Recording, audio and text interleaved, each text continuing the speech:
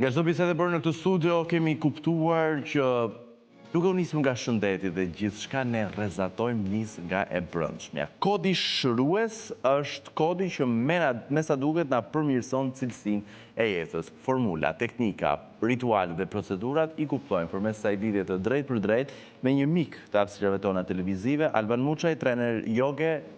Të përshëndesim në një lidhje të drejtë për drejtë. Përshëndetje, kënaqësi. Ju përshëndes Syria dhe Alma. Të përshëndesim të fort. Alban, çfarë është kodi shërimit? E nisim nga këtu që të kuptojmë se çfarë do të ekzekutojmë sot. Atëherë, kodi shërimit është një teknikë mrekullueshme e cila u zbulua nga doktor Alex Lloyd në vitin 2001. Mund të them një përshkrim të shkurtër se si kjo u shërua kjo teknikë tek doktori. Alex Lloyd është një psikiatër me 2 doktorata në psikologji dhe në psikiatri. Dhe ai kishte gruaja e tij vuante nga depresioni me vite të tëra. Dhe ai nuk po gjente mënyrën, donte të kontribonte dhe nuk po gjente mënyrën se si ta ndihmonte gruan e vet. Në një udhëtim në avion mbas një kthimi në që kishte bërë një seminar, ai në avion u lut, ishte i dëshpëruar dhe u lut sepse ishte një person shpirtëror. U lut Zotit që t'i gjente një zgjidhje, t'i vinte një frymëzim, një zgjidhje, dhe në momentin kur ai ishte futur në një gjendje meditative, i vjen frymëzimi të përdori këtë lloj teknike. Pra, në disa pozicione të duarve, në disa pika të kokës, edhe me disa afirmime. Pra ishte një frymëzim i tij që u lit me natyrën. Alban, mund ta mësosh? Me hynoren, po, nuk të dëgjoj? Mund të na mësosh si teknika dhe teksa i ekzekutojmë, i shpjegojmë? Patjetër. Atëherë, kodi ka disa pika, domethënë ne kemi 4 pika në kokën tonë.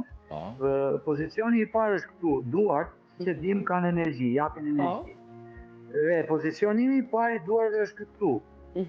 Pra duke pozicionuar duart dhe ka 12 të dhëna, domethënë 12 afirmime që funksionojnë në nivel subkonsciencë dhe energjetik.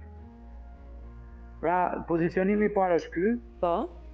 Vendosim duart këtu dhe qëndrojmë për diku 30 sekonda duke afirmuar dhe duke thënë disa të vërteta që na lidhin me natyrën tonë.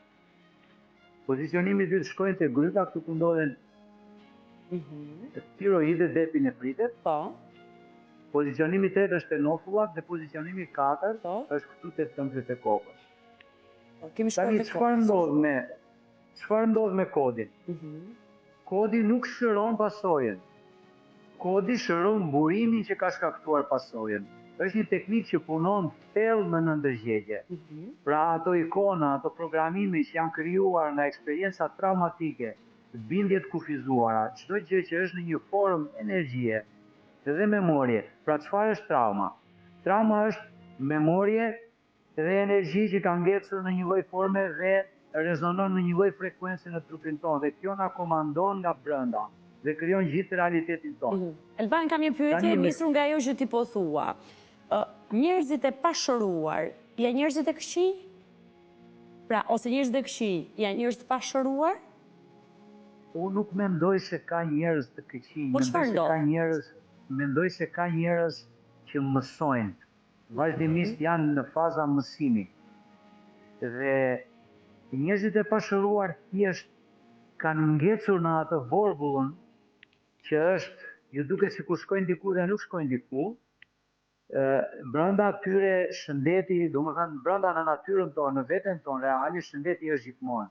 Por ne kemi ngecur në ndërgjegjen tonë ato programime që na çojnë gjithmonë aty dhe ajo frekuencë që ne çojmë, pra kur dalim nga frekuenca e shëndetit dhe mendimet tona, programimet tona na fusin në një frekuencë që nuk na lejon të jemi të shëndetshëm.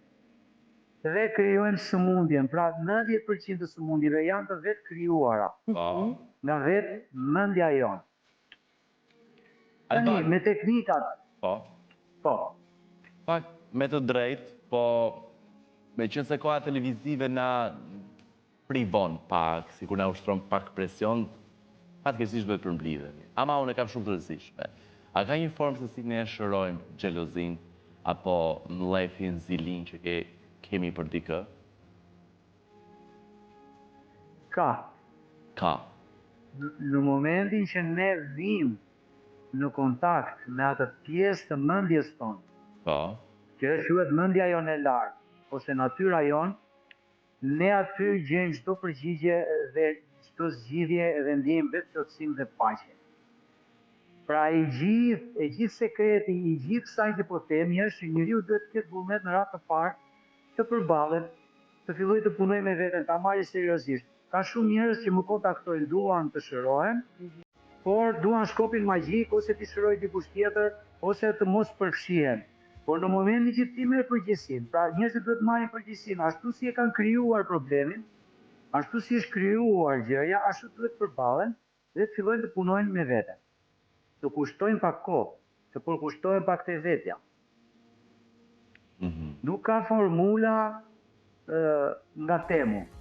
Pra, dikush duhet ta marrë seriozisht çështjen e vetë zhvillimit dhe të vetë shërimit.